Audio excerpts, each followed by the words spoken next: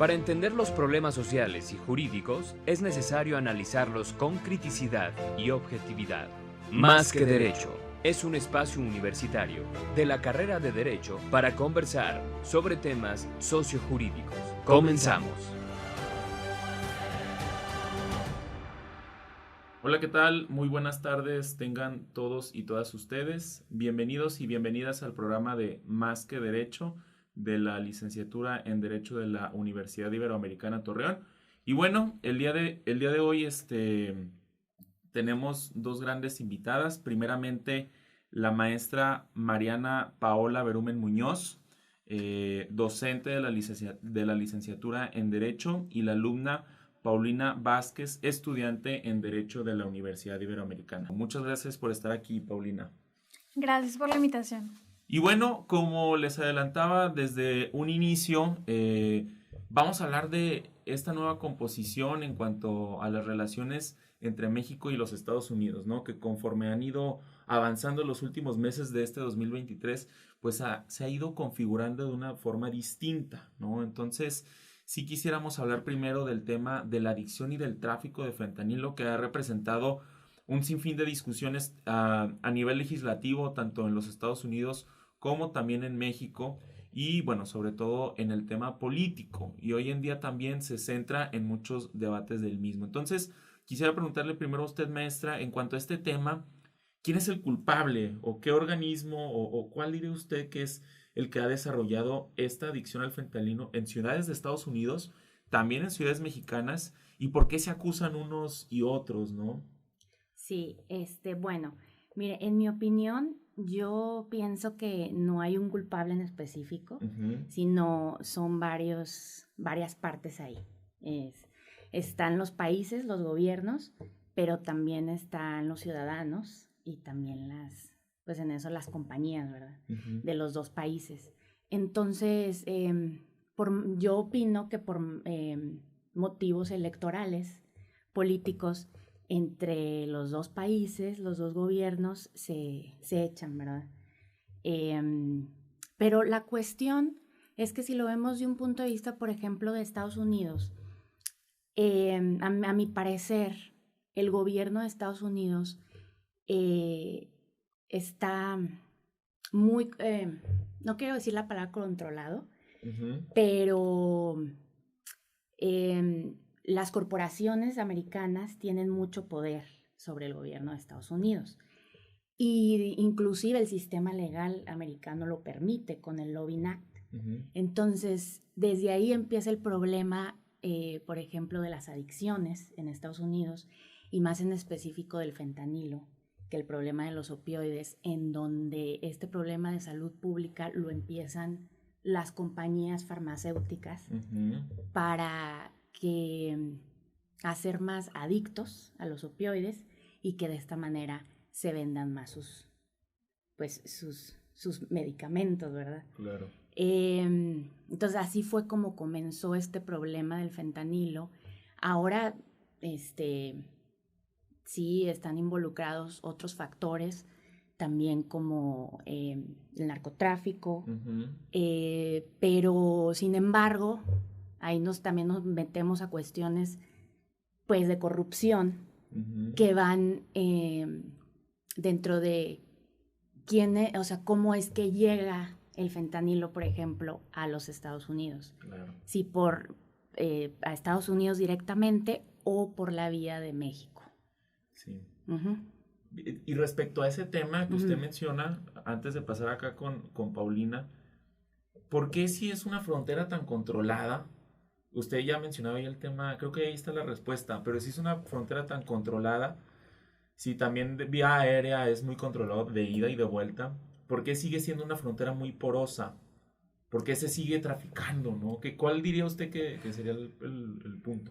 Bueno, mire, yo tuve la oportunidad cuando estaba haciendo la maestría en la Universidad de Georgetown, tuve la oportunidad de hacer una investigación acerca de la corrupción que hay entre México y Estados Unidos y el problema de la trata de menores. Claro. Esto es un problema de derecho penal internacional.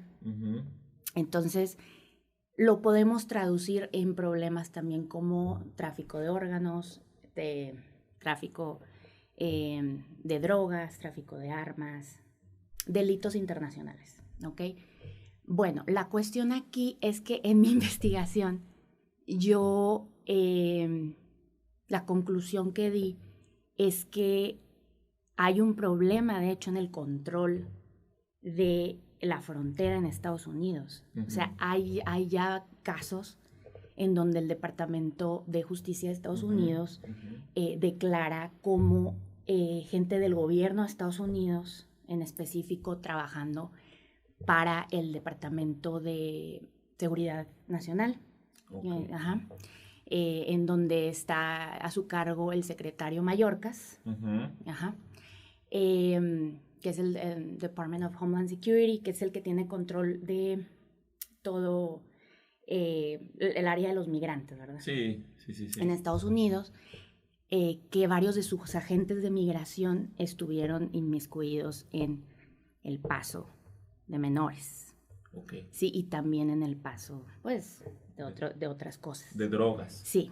O sea, como una red ahí que ya está muy formalizada, muy sistemática. Sí, pero yo considero que de eso no se habla mucho.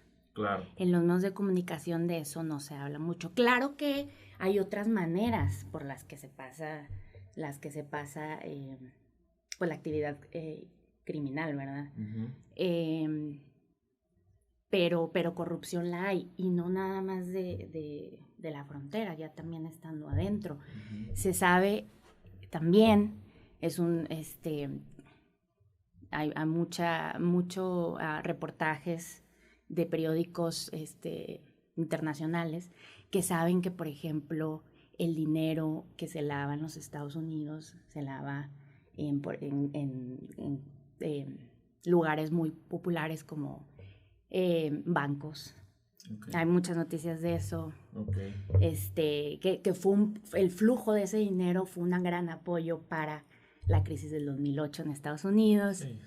Entonces... Ya es un tema que lleva tiempo. Exactamente. Sí. Muy bien.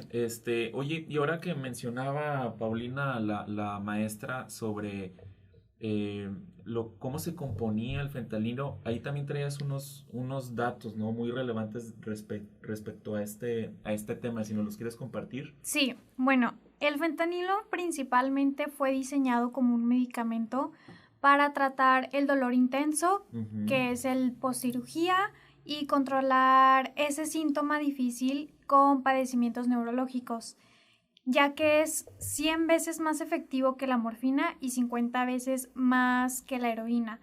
El problema fue cuando, de pasar a ser medicamento, pasó a ser una forma de droga, una droga, y en los usos médicos se usa de forma oral, inyectable o en parches.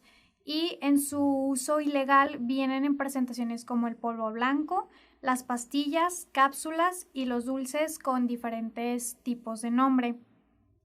Es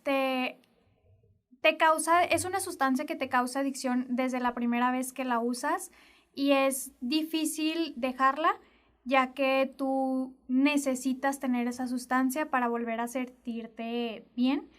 Y lo que pasó es que también, hay un medicamento que se llama naloxona, que contrarresta los efectos del fentanilo, y en México están poniendo una fuerte presión hacia el gobierno para que la incrementen a la salud, o sea, a los ámbitos de la salud, y pueda ser recetada.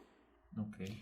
Pero pues hay como ciertos debates entre si lo correcto es incrementarla o no, y qué es lo que puede pasar, y hasta el momento se quedó en que pues no está a la venta como un medicamento.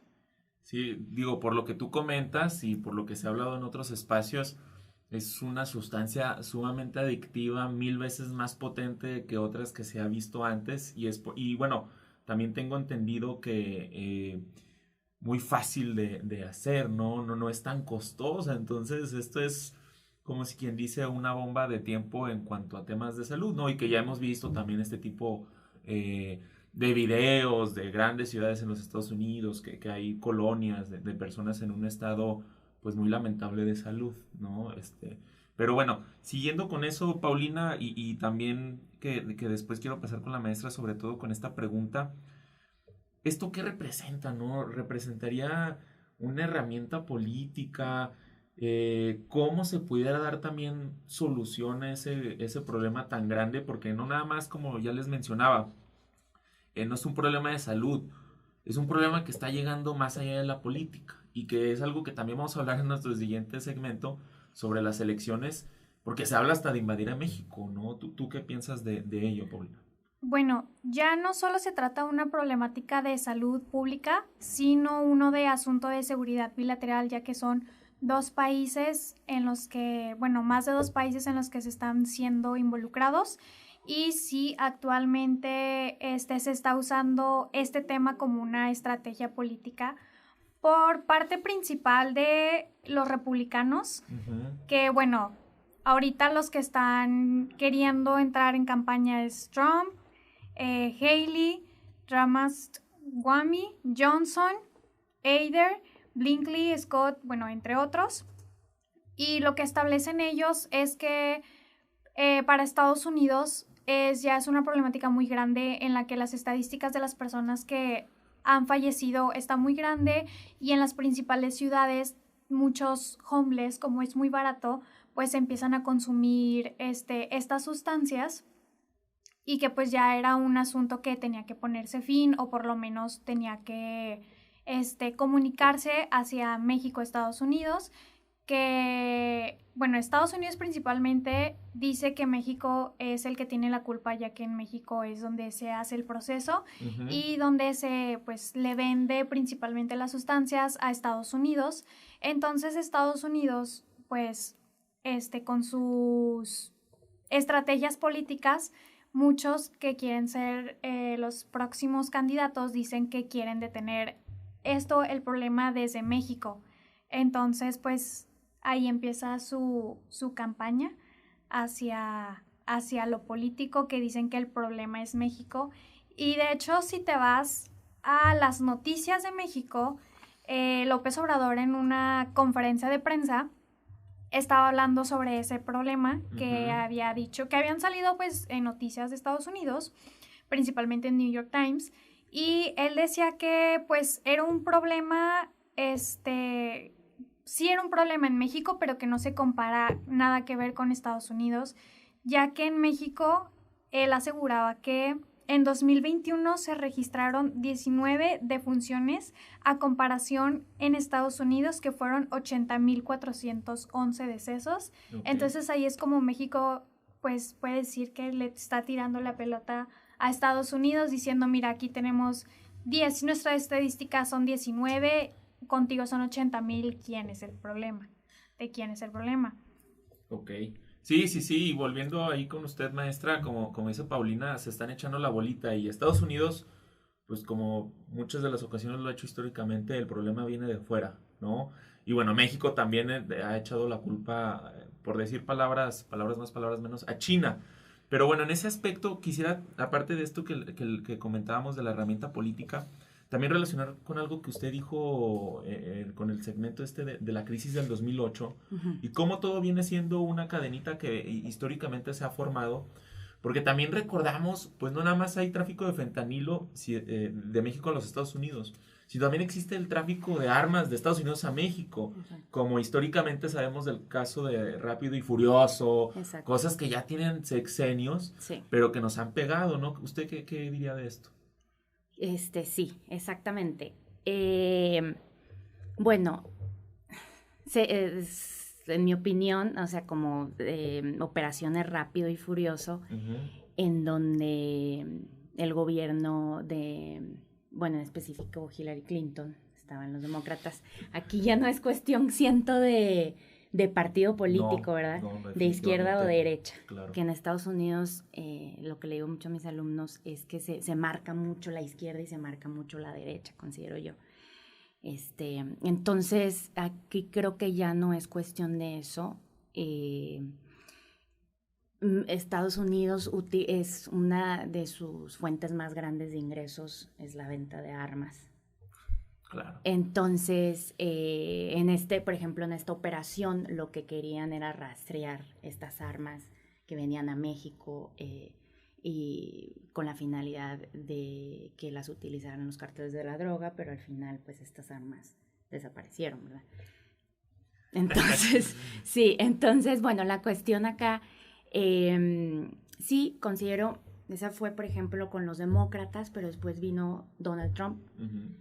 Él antes era demócrata de hueso colorado, después se cambió al Partido Republicano y su eslogan, pues, es la migración, ¿verdad? Sí. Vamos a acabar con la migración, vamos a asegurar las fronteras y vamos a construir un muro. El muro, de hecho, este tipo de políticas ya estaba con el Partido Demócrata, ¿sí? No es nada más del Partido Republicano. Entonces, inclusive, bueno, eso, si quiere más adelante lo hablamos en cuestión de los migrantes. Sí. Pero políticas que tenía Obama en los menores, en donde los encerraban a los menores en jaulas y se tenían en pésimas condiciones, eran políticas que no se hablaron mucho en los medios de comunicación en Estados Unidos. Y que ahí estaban. Claro, y considero yo que es porque la cuestión es que hay en Estados Unidos y en el mundo, sí hay medios de comunicación que van de izquierda y medios de comunicación que van de derecha. Entonces, pues ahí se juega con la información, ¿verdad? Claro. Y cómo se expone la información, claro, que es cómo se cuenta la historia. ¿Quién la cuenta? ¿Quién la cuenta la historia, verdad?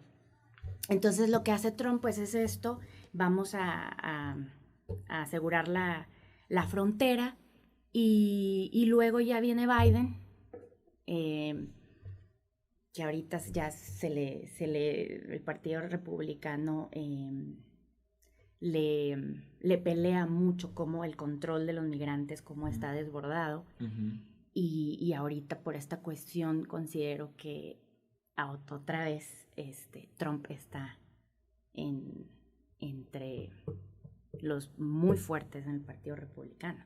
De nueva cuenta. Sí, de nueva cuenta. Increíble, pero cierto.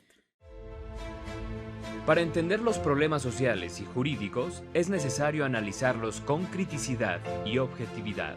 Más que Derecho es un espacio universitario de la carrera de Derecho para conversar sobre temas sociojurídicos. Comenzamos.